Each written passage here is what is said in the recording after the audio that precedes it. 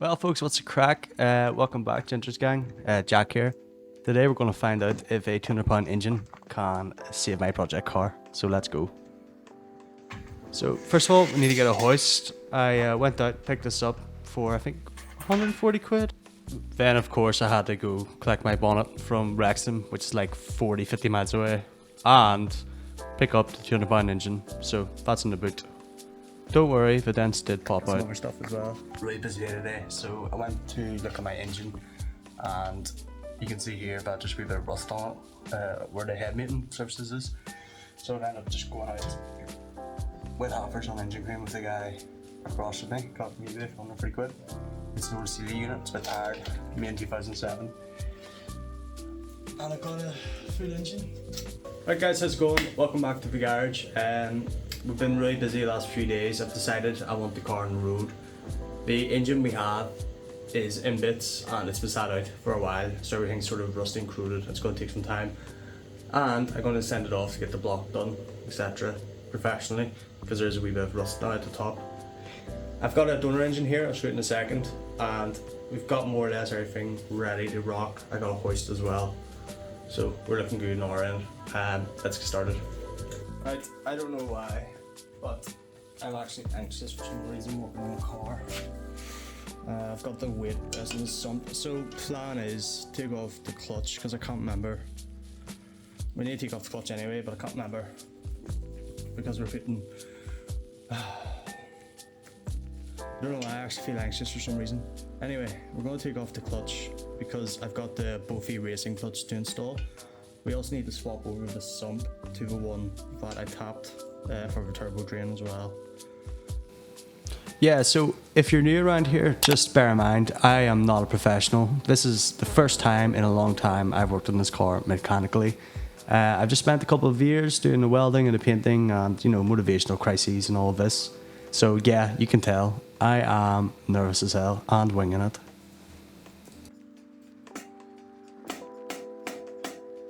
No, I just missed a bolt. What an absolute noob. So I just want to take a second to point out how bad this throw bearing was and the fact that it was no longer pressed into the flywheel. Just listen to this. Why was that out? That's seen.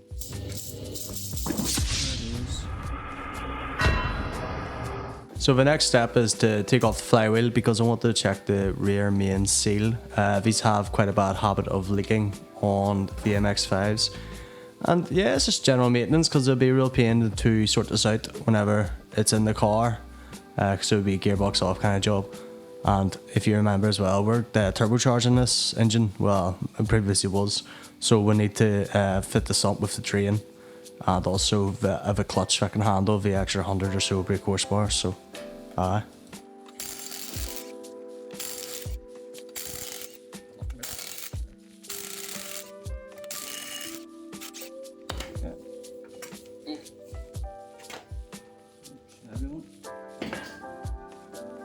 So you can see it hasn't been sat too long. I think it was. I got some fancy cleaner stuff. I use normal stuff for this and it's really good, so it's going to be interesting because it's got an engine on it. Elbow grease is absolutely goated, but yeah, any oven cleaner will do, to be honest with you. Okay.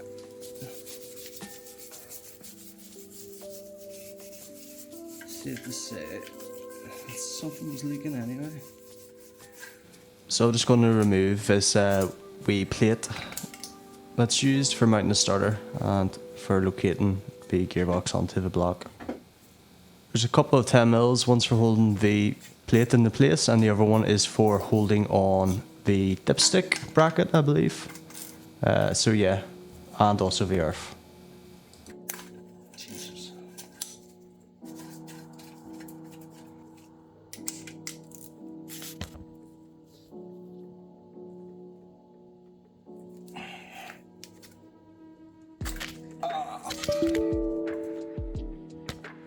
Was a absolute assault on my knuckles. Okay.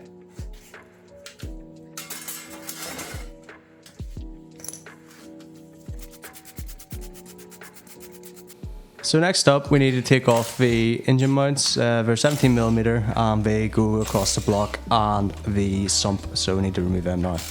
2 hours later. Yeah, that's not happy.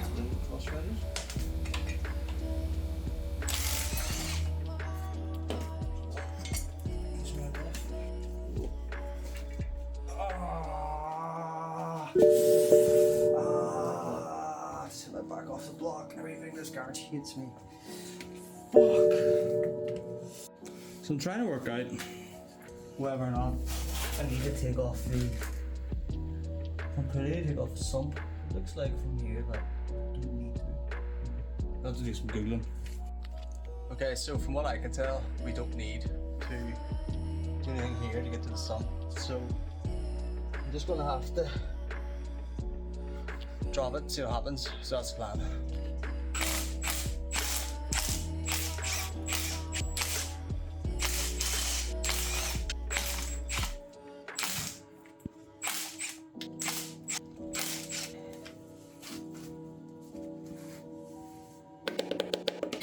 Hey, okay, I didn't miss a bolt then. There's one on the other side. That would make sense. Yep, there is. Okay, so 2 more hidden bolts. Okay. We won't have to use it in the hitting surface.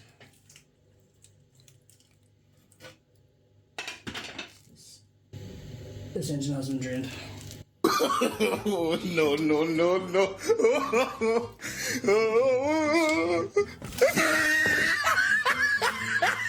Engines because.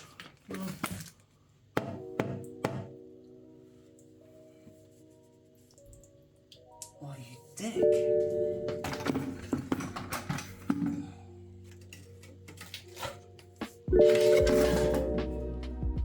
Nice. I think this car's been well maintained. This engine's been well maintained. Look at that bits in there. Maybe there's a wee bit of bits in it. How's it going? Bit of a disaster. So I've got the engine on an engine stand. I've gotten the gaskets and everything. It's next week from the last video you've seen. And I was going to try to take out the front crank bolt and I could not get it off. And I decided to try to put it into the flywheel bolt and put a breaker bar between it to stop the crank from spinning. But unfortunately, I didn't thread it in far enough. So as a result, I've absolutely rinsed one of the holes in the flywheel. So that's really fun, really annoying. It is this one right here. NANI? Yeah. So the time belt's gonna wait until it's back in the car and we can get the clutch sorted out. I've got the doors closed, so it's a really nice day and everybody's blasting music. I set up the tripod and I'm just gonna take off the front of it anyway. So the engine flipped over on the stand as well and absolutely terrified me. And flipping it back over terrified me. So yep, I'm just so I genuinely haven't done anything like this in ages, so I'm just very rusty, to be honest. Just like the car used to be.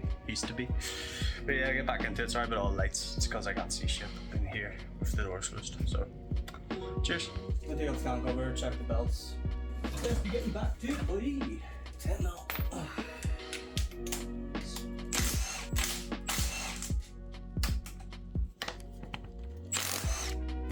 Yep. And the belts actually not bad shape. And doesn't seem to be any oil leaks around the front. Engine's been run pretty hot. There was my O-ring. There we go. It's alright. Not amazing. VT gear, no leaks. Weeping around the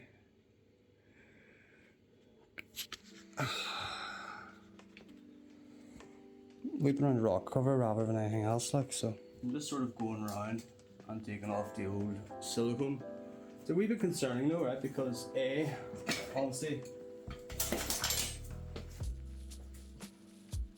obviously there's a really bad cam cover gasket leak, rocket cover leak, whatever you want to call it, and it's a bit concerning for me because you ever did it last time used white silicone, and I know Mazda use white silicone from the factory first of all, and secondly is who the f uses white silicone? What's so amazing about that crank? I'm gonna see how I get on. If it doesn't want to go in nice, I'm gonna have to get that die set and just put a little Loctite in it. Excuse the mess. Such a small office, garage place. Right, so I've cleaned it up a decent bit. All this here, I'm just gonna clean up whenever the gasket's on. I look down here. Tensioner is pretty old. Some water pump, pretty old. Belt looks fine though. So I'm gonna do that after the engine's in the car, really, to be honest with you. Yeah, so I'll put back on those covers and then we can put on a mastic. I'm just gonna reuse my old head cover gasket because it's still soft, so yeah. Head cover gasket, cam cover gasket. Okay, so I'm just using this Permatex Ultra Black mastic stuff. So, just in the corners around the caps, and a decent chunk there. And then, where can we see here? So RTV, usually less is more. Whenever you're fitting a can cover on the MX5, you're supposed to put blobs in each of the corners where the gasket isn't great. Hey. Right, yeah, so got the gasket maker on. I 2K painted this in my back garden many years ago. It's handled itself alright, I guess.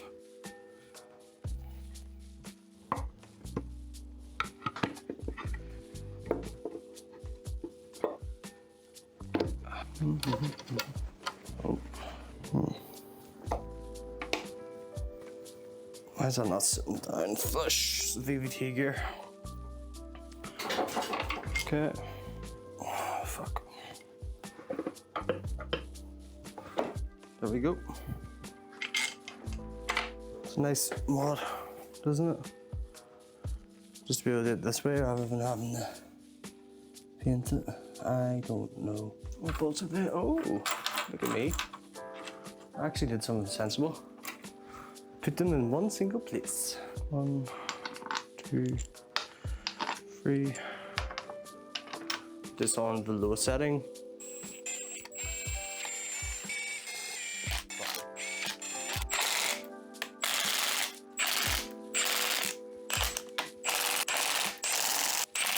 Sweet. To be honest with you, I think next up will be injector reel. So obviously, like, the engine's not in the car, so this job's a lot more easier, but typically you would need to disconnect your throttle body. It is connected to the block for coolant hoses, but you can just let it dangle, it's fine, won't hurt anybody. Apart from that, the top of this does come separate from the bottom, so you don't actually need to take off the whole intake manifold to get to your injectors, which is a massive plus. But if you wanted to, so I believe there's like 4 or 5, just 2 super long ones on the inside, and there's a few on the outside as well as one nut. I believe they're all 12mm if I remember correctly. And there's also a brace at the front that holds the intake manifold to the block, and then there's one underneath as well that goes from underneath the alternator, or beside the alternator. So yeah, just take them all off and you're mint. It's fairly easy. Apart from that, you've also got a vacuum line hose, which once again I usually just keep on, just push it out of the way. And then there's also I believe there's a brace to connect the VVT oil feed as well to the back of the head. And then you've also got a few other bits like the throttle cable brace bracket and stuff like that. Once again, doesn't really impede me here because the car's literally just been cut out of the engine's literally just been cut out of the car. So yeah, but this is fairly straightforward. Anyone could really do it. So this bracket underneath the manifold that connects Yeah, it basically connects two parts of the intake manifold together. It is flipping annoying every time. I hate it so much, and you could definitely get away with not reinstalling it, to be honest with you. But apart from that, it's more or less ready to come off. So there is one little issue, which is going to be those plastic fuel reel connectors. I absolutely despise them. You can get a special tool, however, I usually just try to use a pick. Because obviously I know that I've got the pre-existing ones in the shell ready to sort of slip on anyway. So yeah, once we get that off, there's a brace on the inside. I'll zoom in on it now. That also needs to be connected because it usually blocks the intake from coming free. But we are getting there. It is just me trying to remember how to do this all, really, to be honest with you.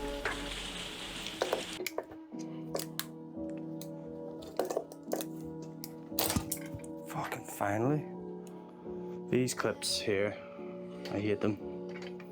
Whatever happened to good old Jubilee clamps? I think I seen plasters the other day. I don't have anything to clean it with though. Thinners, rust remover.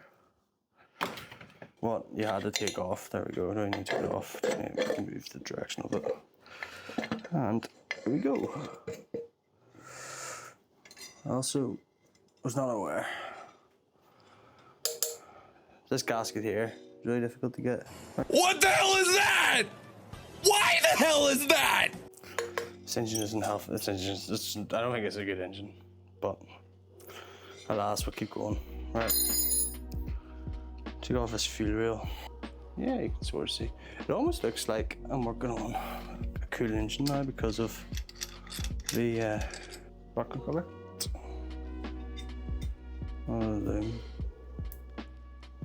We forgot about the injector ring. There's the spacers I was talking about. 2 dropped. So if you were doing that in an engine bay, maybe we've dropped in the engine bay. That's pretty soldiers round, by the way. So this is a coolant sensor. That loom went to there, and this went into here, I believe.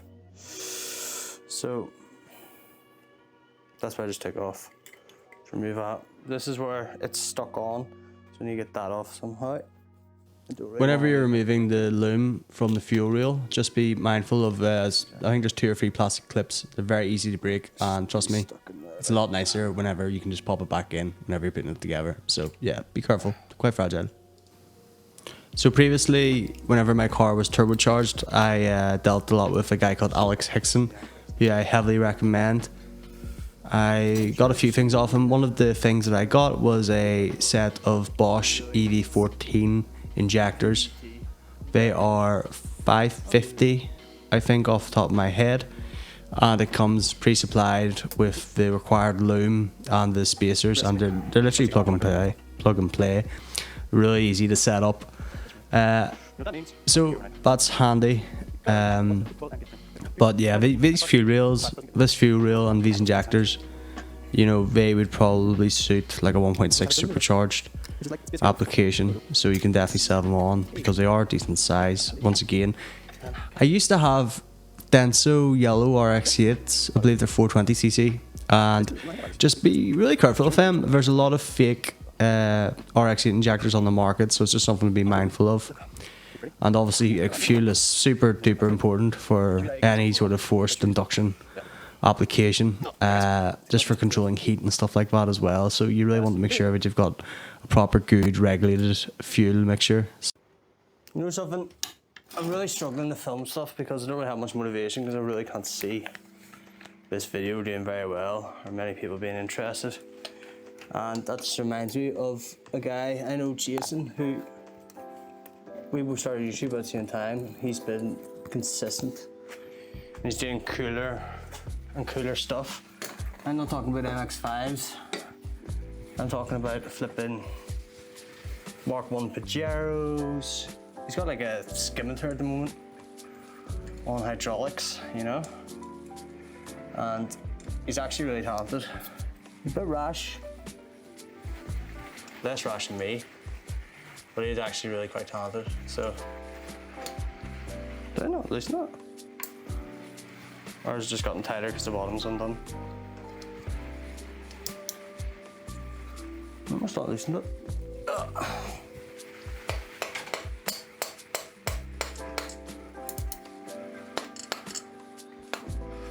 So yeah, just the price difference between stuff in the UK and stuff in America is crazy, but bear in mind, everything rusts here. So that's why so many more are being broken for parts, because they're all rusting. That should be free. Yep. That gasket is gone. A lot of people use like earplugs, probably the better thing to use. I'm just gonna stuff a load of masking tape in and hope that nothing falls in. That shouldn't fall in. Sorry, I know I mumble my words. Just trying to stay motivated enough to make me film, and then I have to flip and edit as well. Sorry. I just need to get the car back on the road. I need to get a video out. I need to be motivated. It's also like a neighbour here that plays music and he always complains and really takes the fun out of it. Like, I'm not a bad guy, you know what I mean? So like, if someone is actually complaining, it makes you feel bad. It makes you not want to come down here. That's why I don't really... Is that a flipping Mazda original? Why is this car so original? It's actually kind of concerning me a wee bit. It's got a genuine Mazda. So next up, I wanted to give the engine a clean. So I just inserted some masking tape into the injector holes, or whatever you call them, because I didn't have any like earplugs or sound deadening plugs or whatever it is that you would normally use.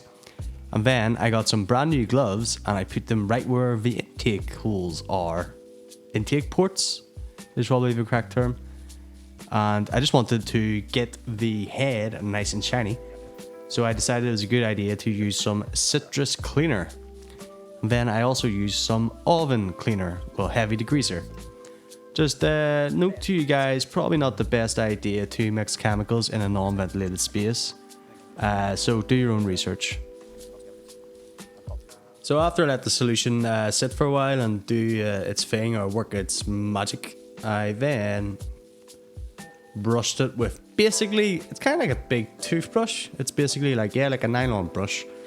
Just agitated whatever it was that I put on it, and then I just wiped it clean with a rag. Well, I say a rag with a microfiber because I don't have running water in this garage, and also bear in mind the sump is off at the moment, so the engine is exposed. So I'd rather not get water down there while I can. There's the seals there. See? So that there just goes that like so, and then just goes in here like so. Pretty easy. Did you see how easy that was? Isn't it so nice whenever things just work out like that? Yeah, that's what I would like to thought. Maybe not, but here we'll come on to that in a wee second. But I just want to take a second to shout out to Alex Hickson. I've dealt with him now for a number of years, and see whenever it comes to mapping remotely on an ME221 or any motorsports electronic ECU, especially MX5s, he is class. Heavily recommend, up with the absolute best. And yeah, no, these are great, really are. So you've seen how easy they are to install, so let's just get the rest of them in. So the kit that Alex provides, or DigiTune, I believe his company's called, basically consists of the injectors themselves, Bosch EV14s. You can have 640s or 550s or whatever. It also includes a pigtail to basically connect the injector to the Denso style MX5 connections on the loom. It also contains spacers. So the spacers go on top of the head where you would usually put the fuel rail to. It's just because the EV14s obviously are a bit longer. And then there's also a really lovely made alloy adapter at the top of the injector to make the Bosch injector fit the Denso style fuel rail for the MX5s. Overall, it's a really, really lovely piece of kit, and I heavily recommend it as well. And all the seals are Denso OEM seals, so they're very easy to replace if something goes wrong. But yeah, it's awesome. I'm pouring petrol myself. Okay, So I think I want these pointing down, considering that, right? Okay, so just put them on like this. And there is 3 of them close together. No, that's the right bolts. Okay, happy days. Alright, yeah, I didn't show it here, but whenever you're putting the reel back in, just bear in mind, you need to line up your injectors, and where the nozzle is, there is a seal. So just try to use some sort of like assembly lube or some sort of engine oil or whatever. Vaseline doesn't really matter, does it? Just to make sure that it doesn't get caught and nip and tear or whatever, because that can cause big problems and pains down the line. So just something to be mindful of. Why is this is disgusting? Let's do it the old-fashioned way. There's pigtails, there's our injectors, there's the nice wee sleeves. Oh yeah, it's part of the kit as well actually. And then there's the top of it, and there's a nice gunmetal grey fuel rail. You see, it's kind of cleaned up a wee bit. Installation is the opposite of removal. Look how shiny that looks. It is class. Intake's on. The intake off my old engine is on. That's fine. Just reused the gasket. Took this gasket off this engine because it was better. That's grand. What else happened? I fitted the oil feed as well here. Okay, so think about it, right? Got can covers on, intakes on, turbo oil feeds on. So that's all tidied up. Injectors are in actually. That's the reason why I bother doing all this. Right, so that's this side of the engine basically done. Next up, we need to probably do the sump, which is why I didn't go on last time. So we need the sump. So I need to turn the engine over. Need to turn the engine over, and then we'll look at doing the sump. And then, yeah. So I'll get the engine turned over here. Pretty scary job by yourself. Then we need to get it off and get the clutch on. Or I could do the clutch with the engine in the car, to be fair. But because of the flywheel, I'll put the flywheel on maybe then.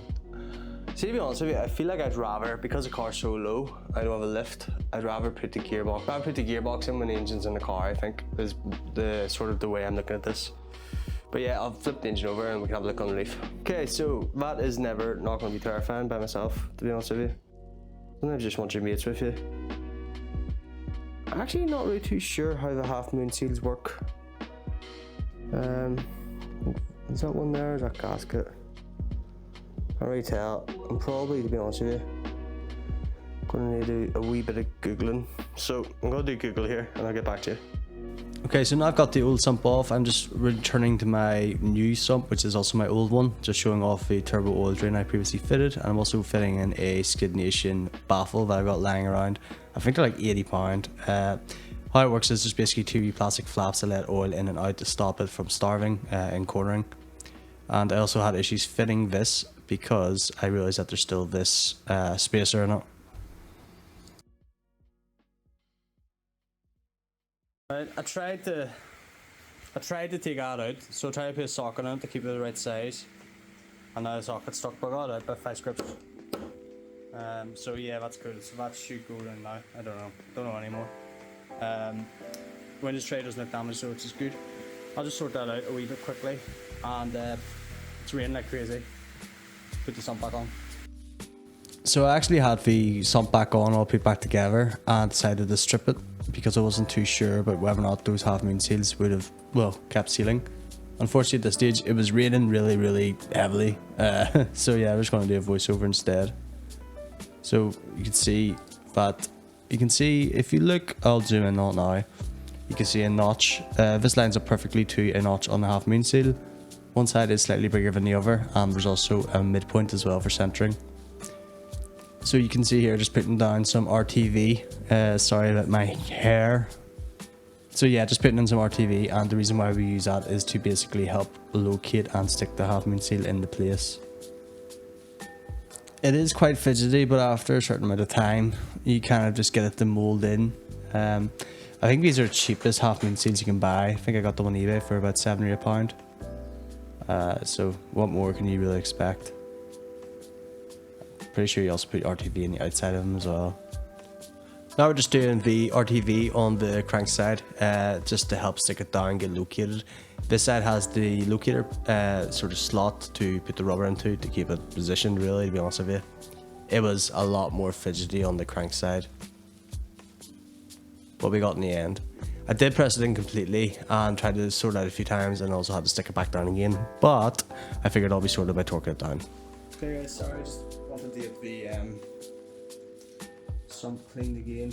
So at the moment, yes, we were a wee bit skeptical about these happening things, but we're just gonna have to trust coffee. So enjoy some sped up footage of me putting on some RTV on the maintenance surfaces. Now remember, it is important to have your maintenance surfaces clean of dust, oil and greasy residue, and try to make it nice and clean as hygiene. As you can see, I do not really do that, but you can always use petrol, alcohol, thinners, etc to clean it before putting on your RTV, and I heavily recommend that. Also, I just slightly curious, do you flatten your RTV? Do you like spread it, or do you just stick it down and hope that torquing it evenly will help spread it properly?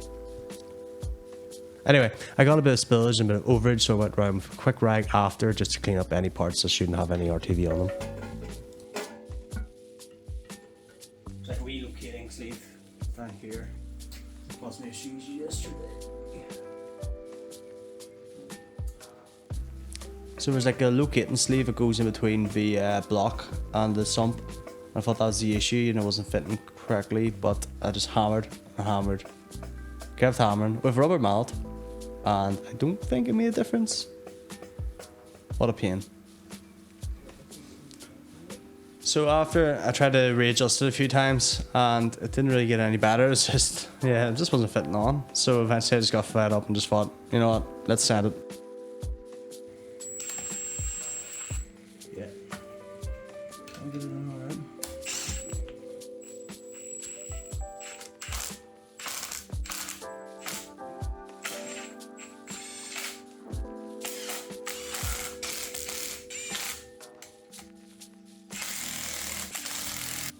So at this stage, after torquing down, I say torquing down, after sanding it, the first few bolts, by the way, the gun was, I think it was at the lowest setting, maybe high setting, I don't know, but I've got a massive extension bar, so don't worry, nothing would have snapped.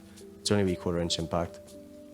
I went round in a basic torque pattern beforehand, and then I just round, driving all of the lovely sump bolts to their sweet forever, hopefully forever after home, because next time it comes off, the engine will be dead. So I'll show you what I mean, right? So what I'm concerned about is, see here, that's like a locating pin, right? And it almost looks like there's a gap.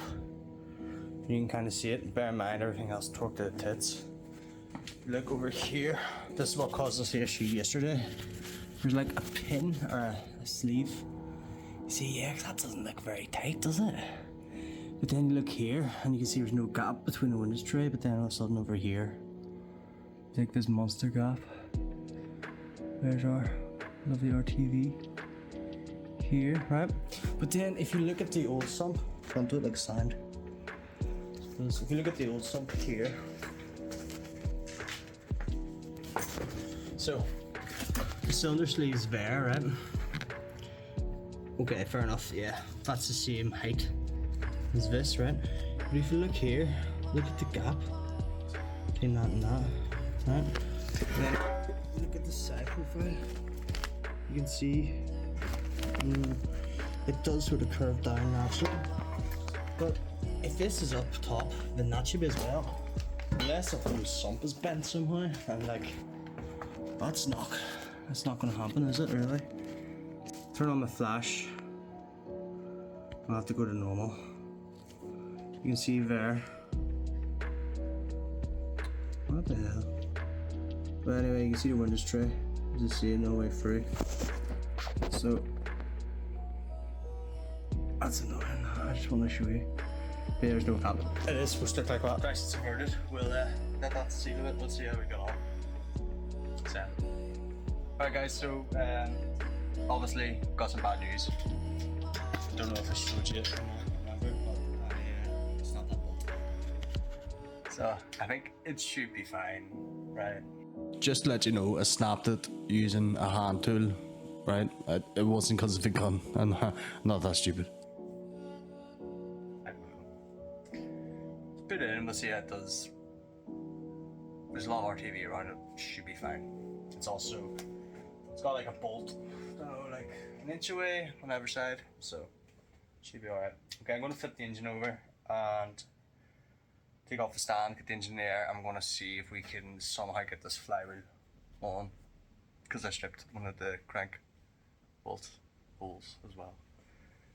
I forgot how to work on cars. Do not follow these videos as the tutorial. I was never a mechanic in the first place. So basically what I'm thinking is that whenever I put on the flywheel is like an inch thick, isn't it? Half an inch thick, well 3/4 of an inch thick. Once I have the rest of the flywheel bolted up, I should be able to theoretically use bolt hole to keep it true. Basically, so that's what I'm thinking. This always terrifies me. So I don't want to get hit by an engine. How do people work on V8s, man? Okay, 3 hands. Oh, here we go.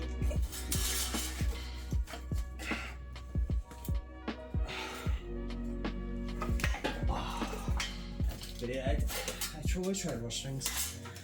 Ends up just taking longer in the long run. Okay. Try this again. Oh, we're so close. What the fuck? Oh, damage. Okay, I get it. Think about it.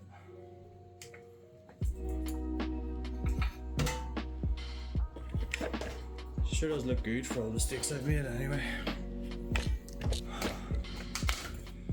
Yeah. So disheartening. It's actually mad, but should be okay. I don't think I've done anything that's really gonna stop me from driving, so. Change it, see that.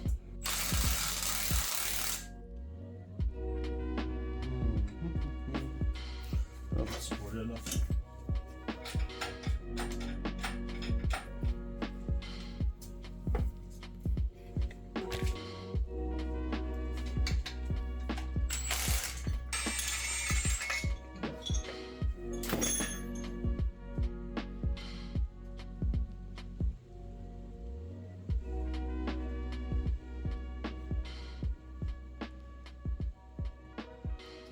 No, looks fine, really.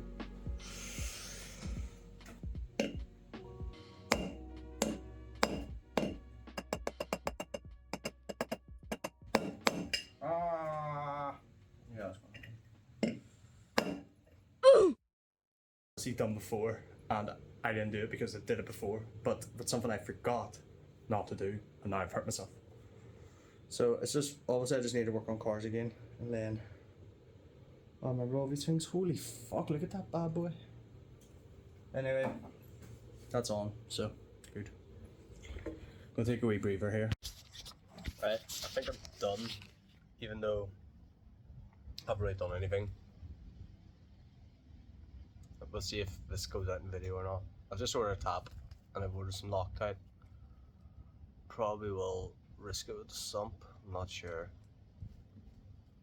But there's nothing that I can do until I fix that thread. So I think it's just a lesson just to remember, stay at it, stay positive, stay calm, don't get too rushed. That's my issue, is that I've been rushing this. So yeah, bit grim, but see how we get on.